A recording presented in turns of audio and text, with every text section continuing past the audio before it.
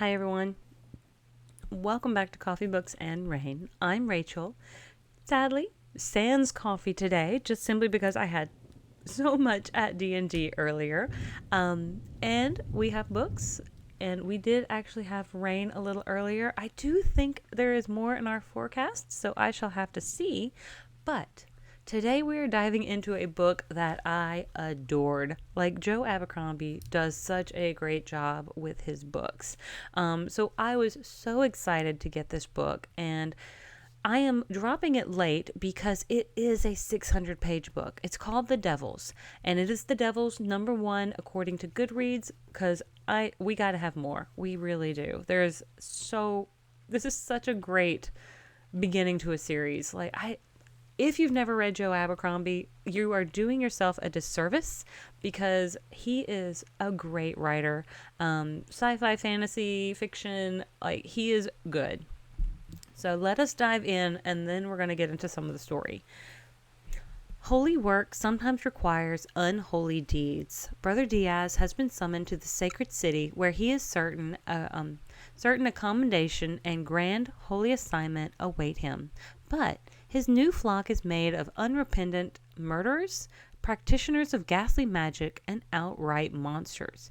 And the mission he is tasked with will require bloody measures from them all in order to achieve its righteous ends. Elves lurk at our borders and hunger for our flesh, while greedy princes care for nothing but their own ambition. I was going to say abominations, but ambition and comfort. With a hellish journey before him, it's a good thing Brother Diaz has the devils on his side. So it does fall into fantasy, fiction, horror, adult, quite a bit adult, dark fantasy, and I would even kind of say a bit of humor. I mean, it's not satire, but there is just there is enough sass and wit in this book and very clever wording that I did have just a couple little chuckles at a few of them. Now, again, Joe Abercrombie, just kind of wanting to tell you guys, has a book called The Blade Itself. It came out in 2002. I'm just peeking because I feel like it might be on my shelf in there. Such a good book. Oh wait, no, he began writing in 2002, and I think did it come out? When did it come out? 2006. Anyway, but that is another one of his books that he is well known for, The Blade Itself, and it's very good. So please go out and read that one as well. He has, according to Goodreads, 101 books, but I think some of those might be translations too. Anyway, it's still a very prolific writer. Now, let us get into, I'm just pulling this up right here. I was very excited to get this book. It is very well done, and I do really consider giving this a 5-star honestly, because I couldn't put this book down. Now, again, it did come out May 13th, and it did take me a few days because it was 600 pages. Also, when you're laying on the beach trying to read a book on your phone, you can't see the screen very well sometimes if your sunglasses are polarized. So that was also a bit of a struggle as well, because I could either read it without my sunglasses, which if you're at the beach, white sand and blue water do make quite a bright reflection. But this book, it doesn't take place in, according to this other, I was going to say, it doesn't take place in the same kind of world that we're kind of used to with his other writings. I think he calls it the First Law universe. I was just thinking it's not the Brandon Sanderson Cosmere. It's not the same realm that I think we're used to with Joe Abercrombie. So this is a new one. And when I first started reading it, I also thought it was going to be set in our world, and it's not in that either, because we do have these, what I would consider, fantastical beings. We also have a 10-year-old Pope girl who seems to run around and just telling people what to do, but I guess she's holy ordained, so good for her. I don't know how she made it to be a 10-year-old Pope girl, but there she is. And it it's very cleverly done. But yeah, Brother Diaz, he gets to the sacred city, and you could probably equate it to like the Vatican City. But he gets there and he's in his regalia, but he thinks he's going to meet the Pope and be given some sort of like his commission, his next tasking, his job. He's not sure what that's going to be. The Pope is like of his world is not known for giving some of the best jobs, so he's not sure. But again, he's really excited to kind of have this audience with her. However, someone else comes to meet him, and they're like, "Oh yes, no, you're meeting with me. She's already met with people. I'm the one who's going to take you to do your tasking, or to to tell you what your tasking is." He's like, "Oh, okay." So they kind of talk a little bit, and he does discover that, okay, you're going to kind of be in charge of this group of individuals. And so like one of them is like this elf, and one of them is like this kind of crazy, what I call crazy magician kind of wizard guy. He's like, "Oh, but all I did was like make a bargain and maybe reanimate a couple corpses. It's fine, I promise I won't do it again, maybe." So again, kind of witty, kind of funny, and I was really just blown away by this kind of story, this narrative. It is gritty. And again, oh, I did mention it was adult. Well, it's because there is a certain level of violence and mature theming. So putting that out there, because I do think we maybe need to keep it at like 18 and up probably. But I mean, again, it's really up to the reader and what they feel comfortable reading. There's probably some trigger warnings. I'm not the best at telling you which trigger warnings you might want to avoid. So just putting that out there as well. I was not expecting this, I guess, whenever I picked it up. I'm so glad I picked it up, and I am adamantly looking forward to the next one in the series. But if it's 600 pages, I do think it's going to be a little while before we get there. We have Brother Diaz, who's kind of he's got to bind these worst of the worst, and he's got to really rein them in, give them something, a cause, something to fight for, something to work towards. And there is a coming apocalypse, just by the way, you guys. Like, what would the church and, coming apocalypses, like, they go hand in hand, right? Like, of course. But it's certainly a home run. It's certainly, and I actually, because I just read that word, it's a glorious home run. That's why I said it out loud, is because that's not my word. That's this guy's word. I probably wouldn't have even used that word if I hadn't just had my eyes land on it. But it is certainly a great read. And if you like this genre of story, you're going to like it. I think this could be honestly, I don't even know if reading it on the beach was the right atmosphere for it. I kind of wish I had had a big I do have a big overstuffed armchair in my living room, sat in my big chair with my blankets, with a cup of coffee, and read it that way. It's not for cold weather, but it is more like I wanted to just not be distracted by anything else as I was reading this book. We do have kind of finding the meaning of the soul, what it means to be redeemed, or what redemption looks like for these people, a sense of hope. I guess you could even say there's faith involved, of course, because we do have a church or religion.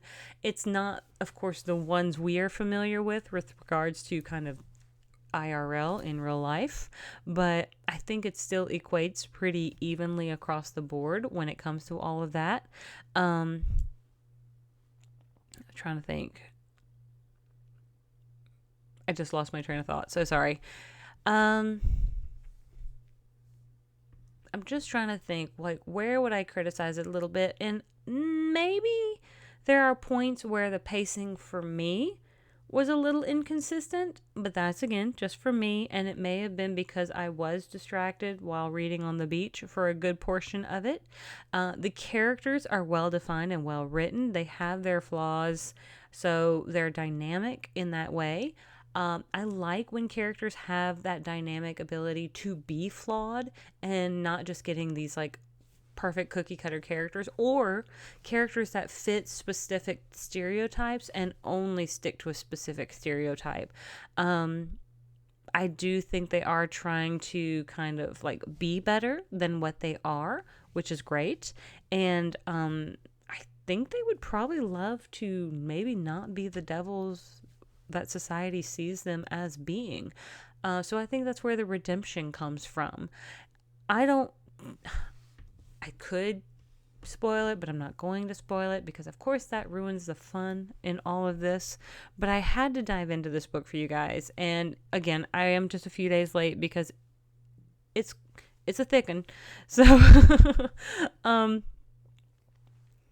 yeah, this person has a quote. It says, "I've spent a lifetime at war, and I can tell you only this: 9 times out of 10, there's more to be won from peace." And I really like that. And I say that just because this gentleman has put it on his, and I remember reading that. And I was like, yeah, that's fair. That's like, I mean, I think you win more with peace, in my personal thought. There's, you don't lose as much like loss of life or what have you. But when you're able to come to that accord with a level of peace, it was just a good quote for me. It was a good quote. And I think that kind of it echoed with me because I see that same sort of thing in like relationships as well. And it's because one time someone said collaboration is better than compromise, because by saying you have to compromise on something, it's saying that one or both of parties have to lose something. However, when you collaborate, each of you gets to build something better than what you could have done individually. And I don't know why, but that particular quote, when I read it, reminded me of that kind of thought process, that I would like to find a partner who can collaborate with me rather than either of us feel like we're compromising and having to have less than what we wanted in the end. It is divided in this book is divided into like 4 parts. So each of them are fairly dynamic in their own ways, focusing on a little slightly different things or themings. And it's going to be violent. I'm just reminding you, violent themed. Well, adult theming. The last like 80 pages, this guy reminds me, it says the last 80 pages of The Devils may be one of the longest action sequences he's ever written. And I remember, like, as I was reading, I don't think I was going to say that out loud until I'm reading it by this guy. And let me just give him credit for saying that, because, oh gosh, he wrote a lot. Petrik, Petrik. Petrik, he said that. And I was like, you know what? You're right. That was like really, like, those last 80 pages are so intense with action. And it keeps you flipping those pages, or like tapping the screen to flip the pages if you have the ebook. And he says there's no dull moments. For me, there were just a few parts, but maybe some of that is like world building or character building. And I think it's because so many other parts are so very action packed that when we have to kind of sit down and kind of do some of the dirty work of explaining or, kind of building a relationship, it does feel just a little slower for me. But I was so into the other fast pacedness of it. So anyway, I highly recommend this book. It should be out. I will probably go pick up a physical copy when I swing by Barnes & Noble or one of the other bookstores not too far away in the near future, just because I want to have a physical copy.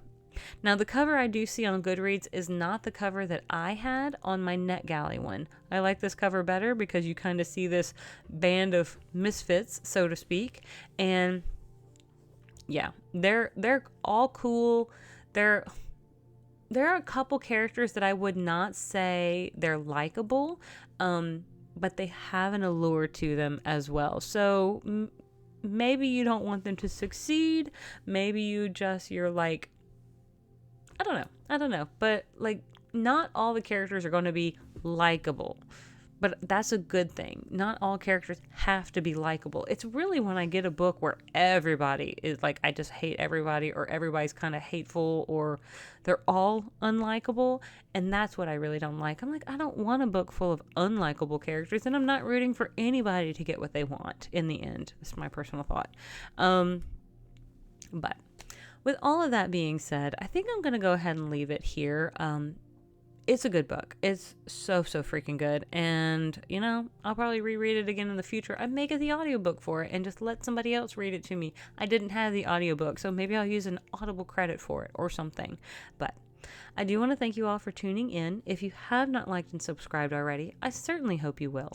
With all of that being said, thank you so much for joining me on this journey, and I will see you guys on the next page. Have a great one. Bye.